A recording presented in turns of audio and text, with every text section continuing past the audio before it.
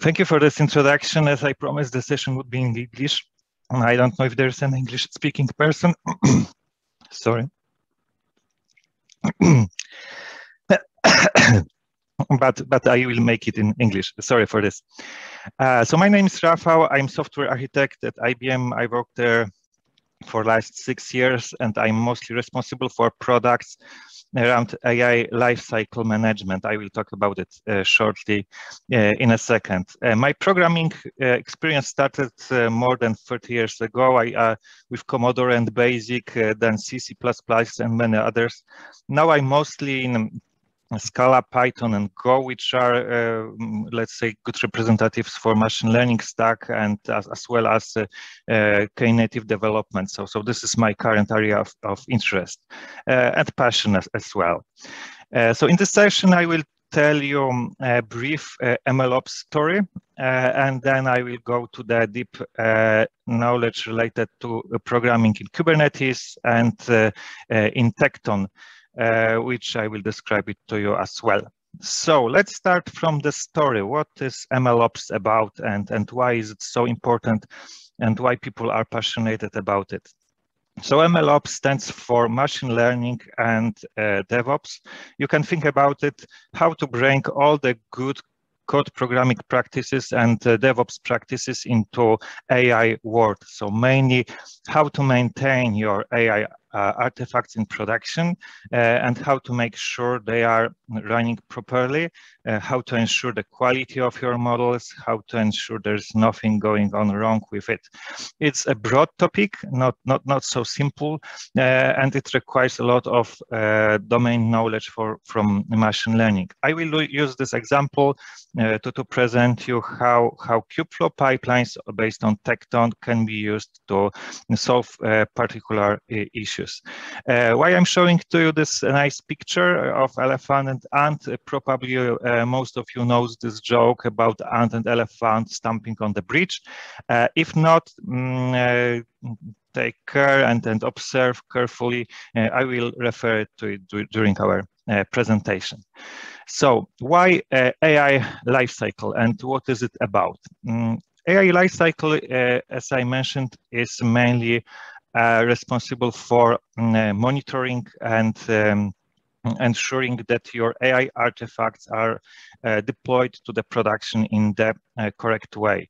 We have plenty of tools that can be used here for data acquisition, ML modeling, including model development. For ML deployment, we have plenty of services available on the market. As well, we have different tools that can be used for monitoring and management. And that last step is mainly the one I would like to concentrate from in this moment. So why monitoring is important in the overall cycle? If you would think about your ML model or any other AI artifact, it can happen that it would be quite good and would perform well at the beginning. But there can be some drift in data, there can be some change in the environment, and your model can become unhealthy and would require retraining. This is very common, so that's why people invented continuous learning, which mainly allows to retrain your models continuously based on the feedback data or new data collected by data scientists.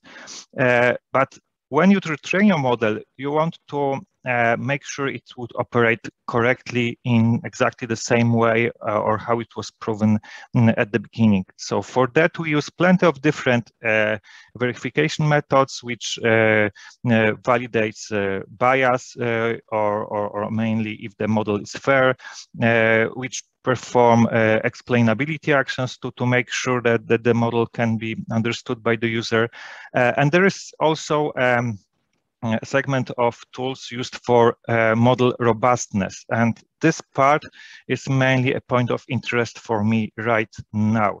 IBM developed a nice tool named ART, and this is mainly the tool which you can play with freely, and it gives you many tools to solve your security issues related to evasion, poisoning, extraction, or even inference of data from your model. How you can think about this problem? Let's imagine you have classification system, and in this system, the system behaves quite well on the training data set. But let's imagine there's a bad actor who wants to break your system, and with very slight perturbation of your image, he can present to you the same image like a dog on the right, which would be very easily misclassified by your model. That happens quite frequently for models which are not secured from such kind of attacks. The attack can be also based on color or some additional attributes. For example, face detection systems can be easily faked by glasses, and there's a lot of research showing what kind of glasses and other attributes can fake your AI models. Okay, so why is it important and why I'm talking about that? At first, the one of monitors we would introduce in our example today would be mainly focused on evaluating the model from the robustness perspective. So mainly we will try to generate adversarial samples, so those examples which contain some perturbations, and measure the correctness, the accuracy of our model based on those samples. The topic of adversarial attacks is very popular nowadays. There is a lot of papers for that, so you can find at internet a lot materials. But let me show you a piece of code. This is a notebook that presents how to mainly visualize the problem of adversarial attacks. I'm working on the CIFAR data sets, which consist of 60,000 images, which are classified into 10 classes. And I have a RESTnet model, which is pretty complex, consists of almost 500,000 parameters, and was trained with quite good accuracy at 0.94 level. Here are some samples from this data set. This data set is well known, and the model behaves correctly. You can see that the actual label for each image matches with the one predicted by this model. So we have ships here, we have plane and frogs. So classification works correctly. And now what we can do, we can mainly generate our attack based on gradient methods with some parameter which defines how much we want to perturb our data. And with that, we can calculate accuracy for mainly that perturbed data. And as you can see, the accuracy even for such a small epsilon dropped quite heavily to the level of 30%, which is totally unacceptable. What we can do with that, we can of course retrain the model using those samples, which would be the brute force method. There are also other methods. I am not going to talk about that. I want only to focus on the evaluation method, which will use adversarial samples and gradient descent, so many perturbation of your images. Here is a very basic code which uses art, so this Python package and gradient method to for different epsilons. So as you can see, the epsilon grows, and we will use those different values to calculate accuracy of my model when the difference introduced into the image grows by every sample here. So that's probably all in the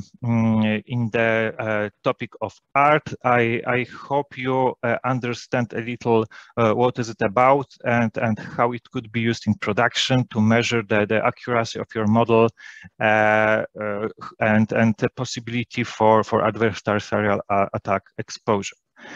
So let's move to the next part of this talk, which will mainly describe standard ML pipelines. In this particular case, I'm presenting you a screenshot from the tool, which is named Kubeflow Pipelines. This is a tool, open source tool, developed initially at Google, now maintained by different companies, including IBM, which ported Kubeflow pipelines on Tekton. I will talk about it in a second. But this particular pipeline shows the very basic scenario where I'm loading data, joining it together, performing some data quality measurement, then I'm training model on data, and finally I'm running evaluation. And this evaluation can be the task defined previously, so mainly evaluating model based on adversarial samples and getting the robustness score for this model.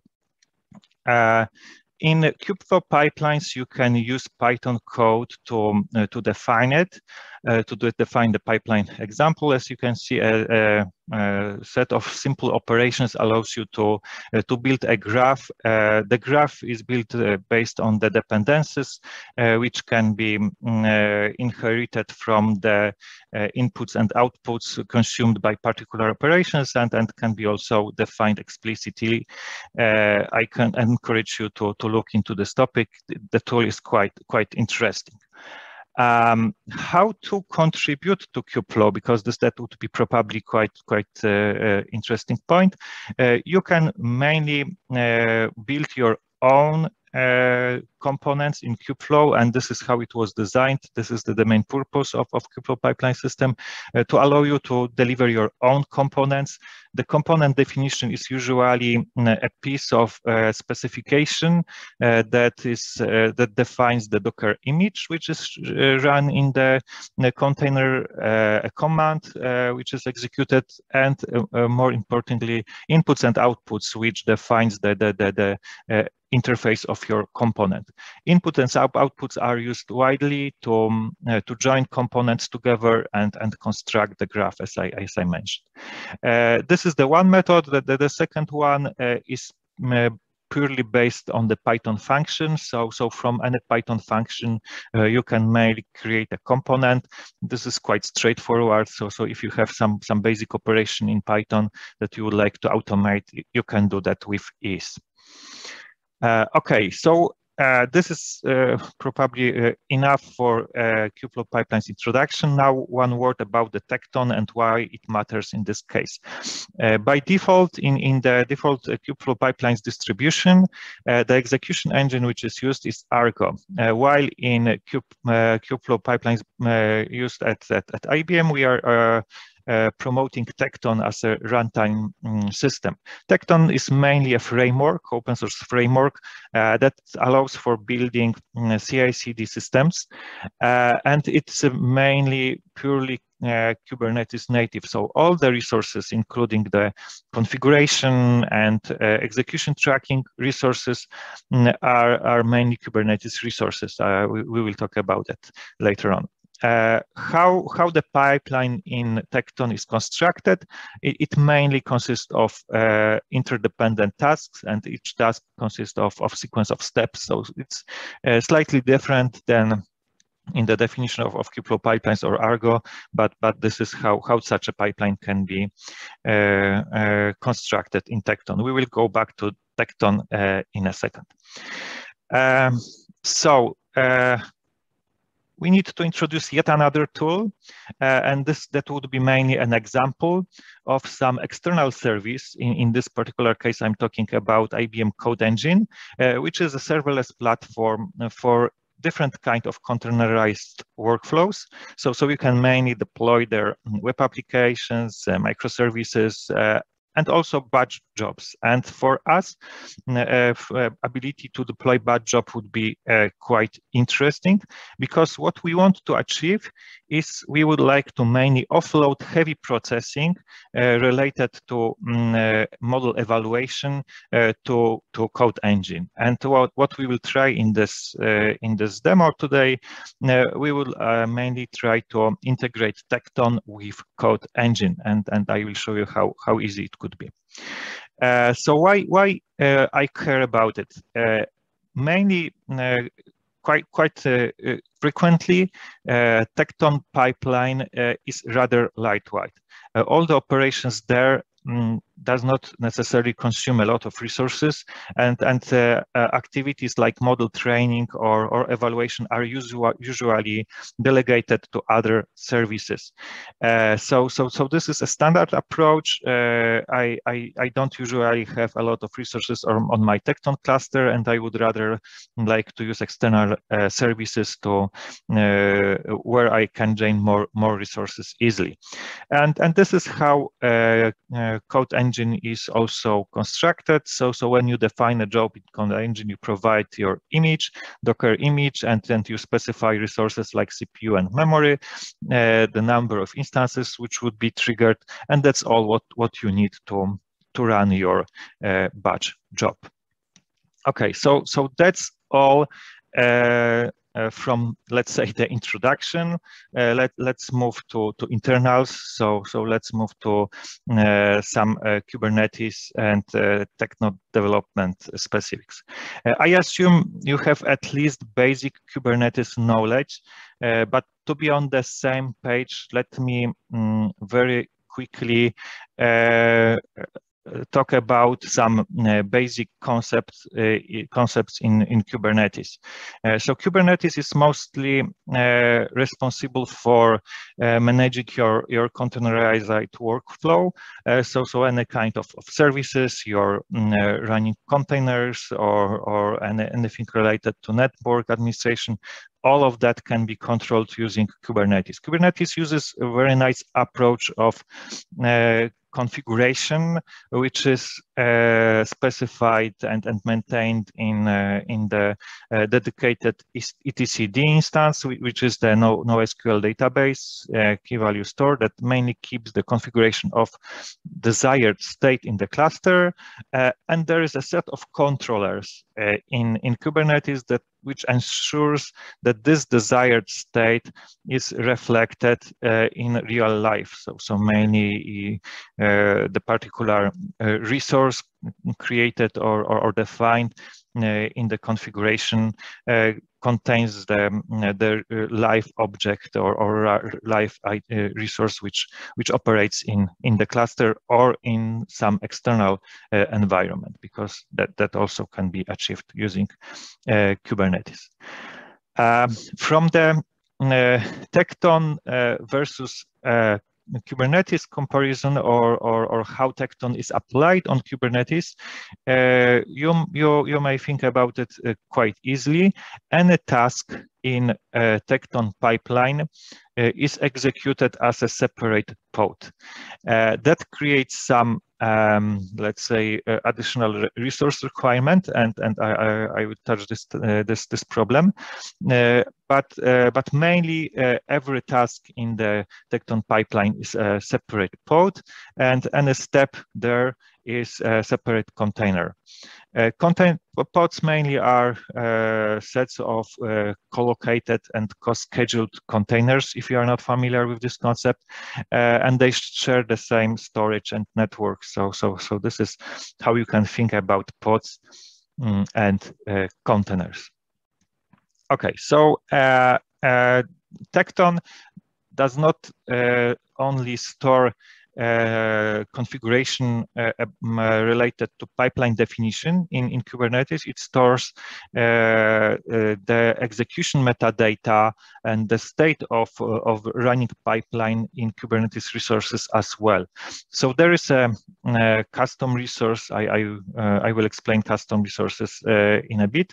There is a custom resource named pipeline run, which mainly represents the running pipeline and holds the status and all details about the execution of that pipeline in the system. There are also other resources, but that in the second. Okay, so how we can map Tekton resources to Kubernetes once again is mainly every task which is run is represented as a yet another resource named task run. And that task run is strongly connected with the pod which executes particular operations. This is the standard way. But it could be inefficient. It could be inefficient in such a way that if we would like to perform some long operations which are not necessarily requiring from us any huge resources, or we are simply monitoring the state of internal or external resources, keeping or requiring resources in the cluster for the container which will monitor the state of the external service is not necessarily the best approach. Let's think about our use case. We are mainly talking about integration of external serverless platform like Code Engine, where we want to run batch jobs. And the only thing that we want to do in our Kubernetes cluster is to react on the status changes of that particular batch job. So keeping for the whole lifetime of the batch job the separate container and pod alive would be a waste of resources for sure. So that's where we can introduce the concept of custom tasks in Tekton. Custom tasks mainly does not require any pod to run beside the controller, which is deployed in the cluster and shared for all runs. So that way you can share resources very easily. You lose the easiness of delivering your or defining your tasks based on the simply on the image and some comment, but you can gain better performance for it. Okay, so how Kubernetes can be extended. I mentioned about custom resources. Custom resources are mainly additional resources to the ones defined in the Kubernetes by default. And those are mainly the extensions to the Kubernetes configuration. So you can think about custom resource definition as a piece of specification of your configuration. So how your configuration behaves, what kind of parameters you need, and how to validate that configuration. In addition to custom resources, you can provide to the cluster controllers, custom controllers, and those controllers usually monitor the state of custom your custom resources. It's not necessarily the case because you can also monitor the standard resources in Kubernetes, but that's quite common that you develop your component controller for custom resources. And once again, controller is responsible for making your configuration real, so making the desired state closer to the current state of the cluster or an external resource. How to build your controller, how to build your custom resources, and how to deploy them. You can choose one of available on the market frameworks. The one is named Operator Framework. It's developed by Red Hat, and my colleague would talk about it after this session. You can also use KubeBuilder, but in this presentation, I will mostly focus on Knative, which is mainly maintained by Google and is used widely in Tekton. So that's why I have chosen Knative as my operator SDK operator for this presentation.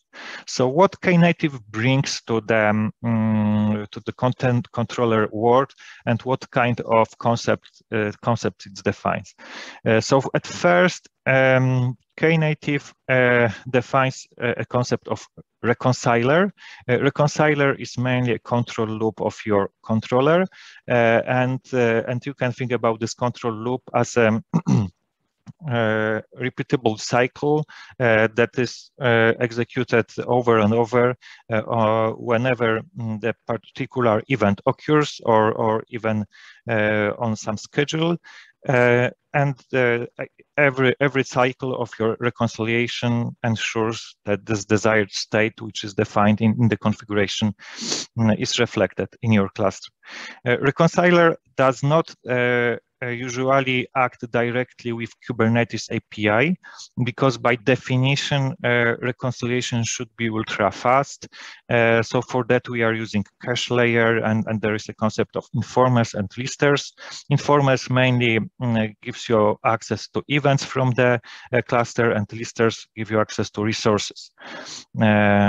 And it's also worth mentioning that when you start working with your controllers, usually you will generate a lot of code, because the code for your clients, informers, listeners is automatically generated for you from the custom resource definition, and as well as injection, standard injection method for Knative is auto-generated for you. Okay, so this is probably a time to start talking about the core of this presentation. So how mainly to build your custom task operator, and how to integrate our Kubeflow pipeline system based on Tekton with external processing system like Code Engine.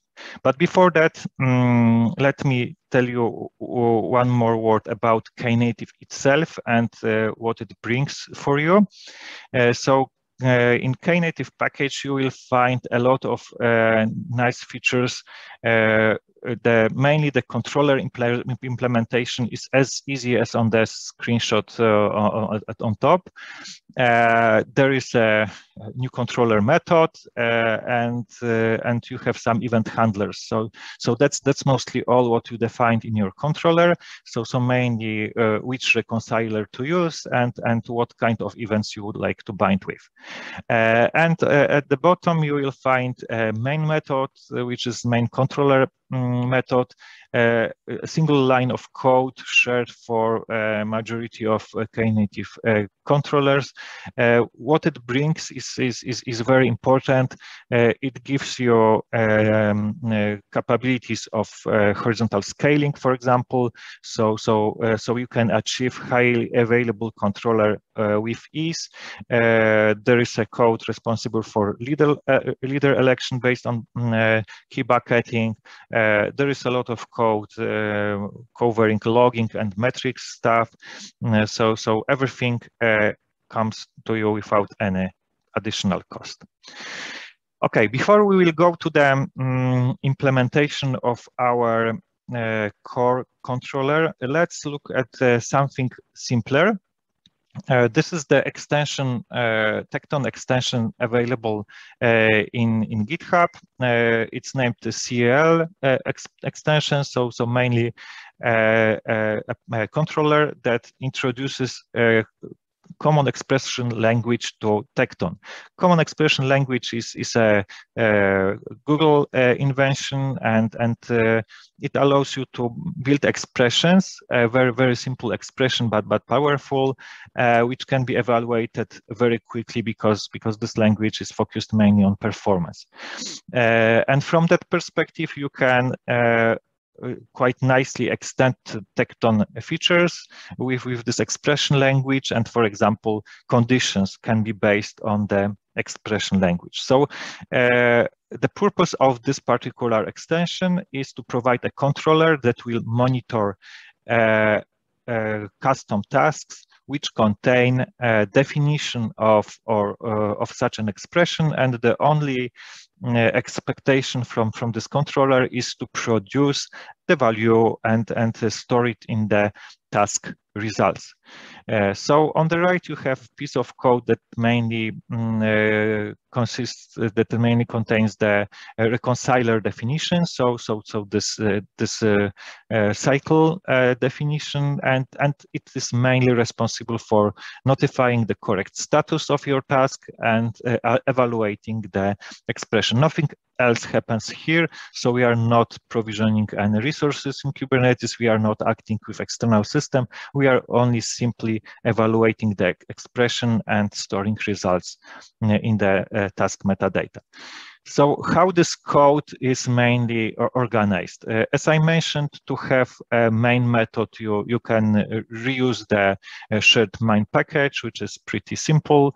In your controller definition file, you mainly specify what kind of events you are looking for. And here is a definition of the CLL custom resource, which is monitored, and this particular controller would look for custom tasks which are referring to this custom resource. And in the reconciler, as I mentioned previously, there is a single method, quite simple, which validates the expression and then performs the evaluation and stores results in the task results. So nothing really difficult. As you can see, with a few files and a few hundred lines of code, you can provide quite powerful extension. You don't even need to deliver anything more but this single controller to your cluster. So I hope now you have a little better understanding how difficult it could be to develop the custom controller for Kubernetes and integrate with Tekton. So we can go back to our main topic. So integration between Kubernetes or mainly our local Tekton controller and external system for like for example Code Engine. So in this case we can leverage a quite nice feature of IBM Code Engine, which mainly exposes Kubernetes API. So not only my Tekton pipeline is run inside a Kubernetes cluster, but also my batch jobs are run in the Kubernetes cluster, and I have access to this cluster. That's pretty nice. Of course, this is a separate cluster to the one where I'm running my Tekton pipeline. So this butterfly, how I name this picture, mainly shows that my reconciler, my control loop would look for events from both clusters. So from my local cluster where Tekton is run, and from the external cluster where my batch job is being executed. So this is quite nice that we can operate on exactly the same constructs. And why? And let me show you how this matters from our initial goal perspective. So we talked that in our local cluster we would like rather to stay lightweight, and we would like to delegate heavy processing to the external system. So at the top you have definition of my batch job, which requires 2 CPUs and 4 GB memory per each instance, and I'm running a specified number of instances per each model evaluation. In the same time, at the bottom, you will see resources consumed by Tekton itself. So this is pretty small footprint. For example, this Code Engine controller consumes 2 millicores and 21 megabytes of memory. So definitely much less than resources consumed or required for model evaluation. So my goal has been achieved. Okay, so that's all from the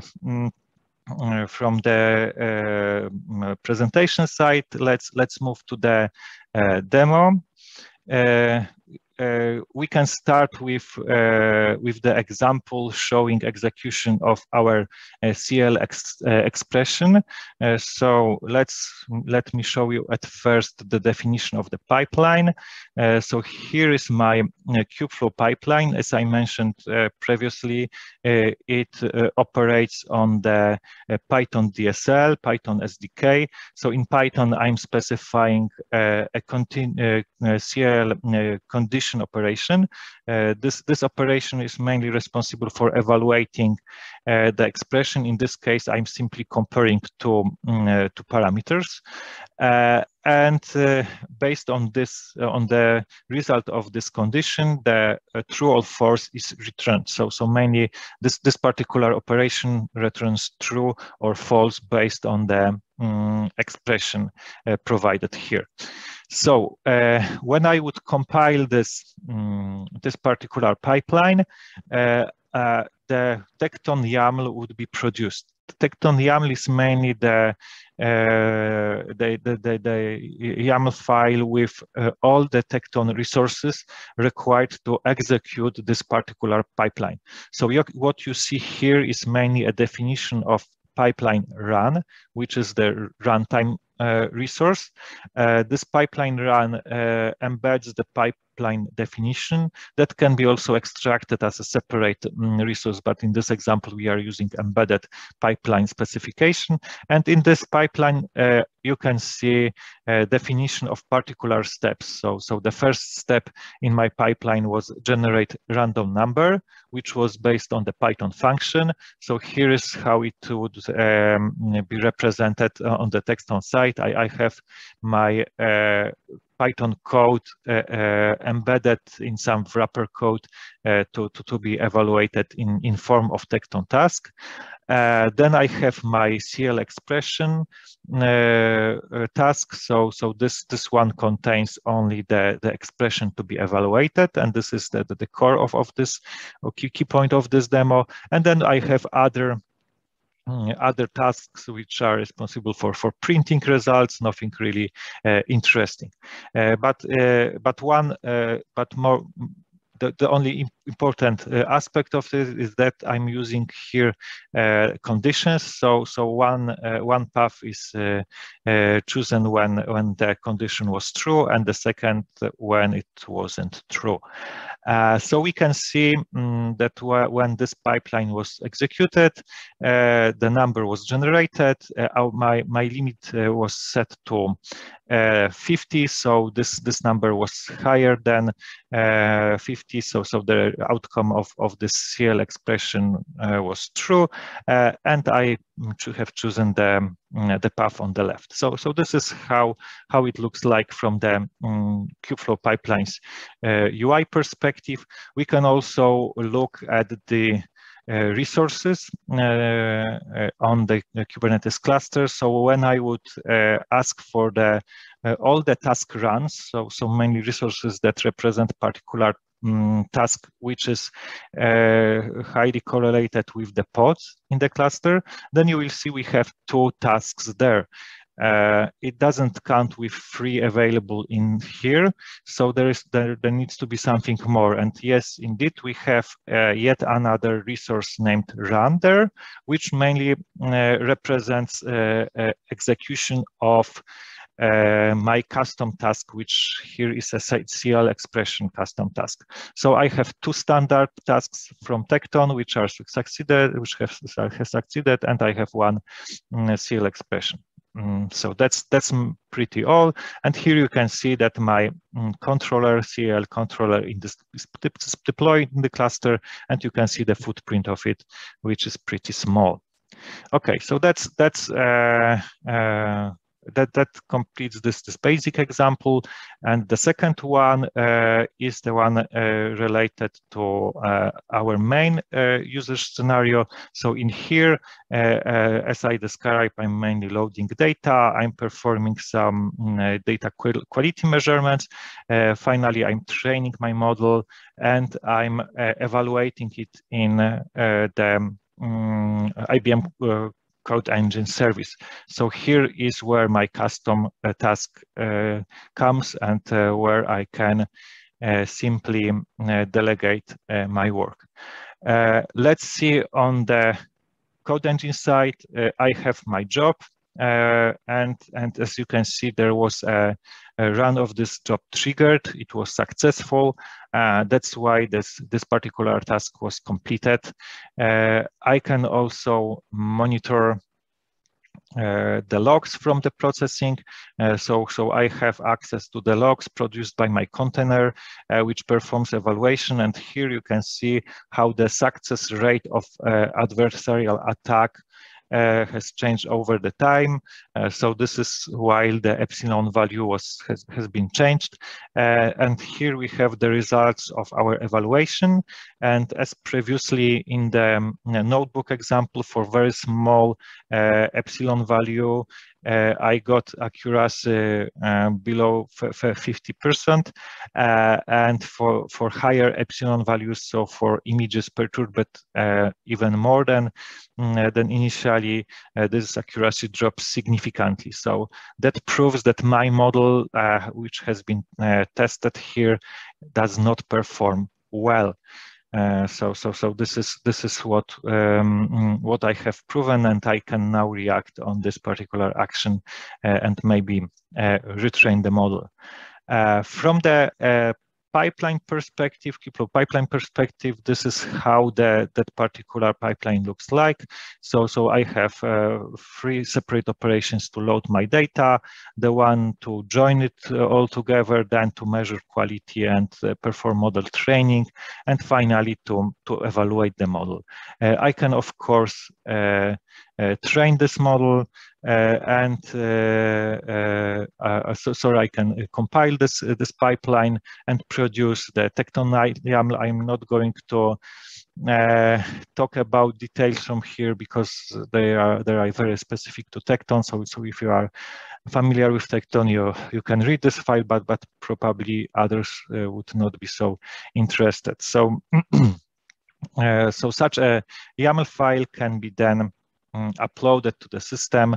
So I can mainly select the compiled pipeline file, which in this example is this demo Code Engine job YAML file, and that particular file can construct my 4th version of the pipeline. So now the pipeline is updated with the new definition, and I can simply run it, specifying in Kubeflow pipeline something what is named experiment. Let's choose any of them, and simply triggering the run.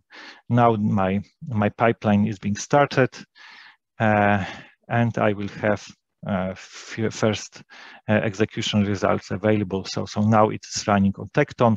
Those 3 steps here are the standard Tekton steps. So they are they have a pod for each step.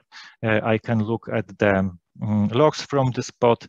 But later on in this pipeline, my custom tasks would be triggered, which will start execution or start evaluation of my model in the Code Engine service. So that concludes this demo. I hope you like it. I'm waiting for your questions and giving voice back to the studio. Thank you very much for your attention.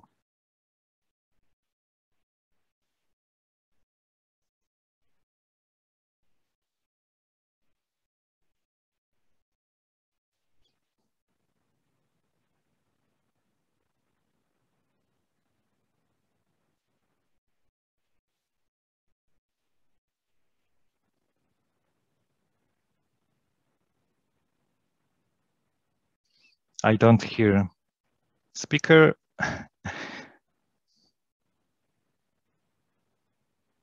I'm not able to answer a question without the presenter and without the person responsible for the stock.